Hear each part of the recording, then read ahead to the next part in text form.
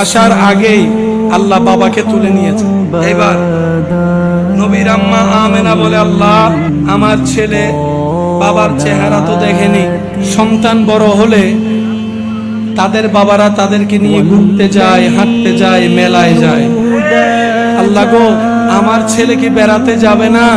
ওর তো বাবই নাই, বেড়াতে কে নিয়ে যাবে? পরিবেশটা তো ভালো না। আল্লাহ আমার ছেলে কি বেড়াতে যাবে না? রব বলে, আমেনা সাময়িক কষ্ট তুমি দেখতে পাচ্ছ, তোমার মাথার উপর স্বামীর ছায়া নাই, সন্তানের উপর বাবার ছায়া নাই। দুনিয়ার চশমা দিয়ে দেখলে একটু আজগবি কঠিন মনে হবে। আমেনা তুমি ভাবছো তোমার সন্তানের বাবা নাই, বেড়াতে কে নিয়ে যাবে? আমেনা এটা তো তোমার শুধু সন্তান নয়, এটা তো আমি রবের বন্ধুও, এটা আমি রবের বন্ধুও, এটা আমি রবের হাবিবও। অন্যের বাবারা নিলে কোথায় নিয়ে যেত? পার্কে নিয়ে যাবে, নদীর পাড়ে নিয়ে যাবে, বেশি দূর কক্সেস বাজার নিয়ে যাবে, পাহাড়ের উপর গেলে বান্দরবন নিয়ে যাবে।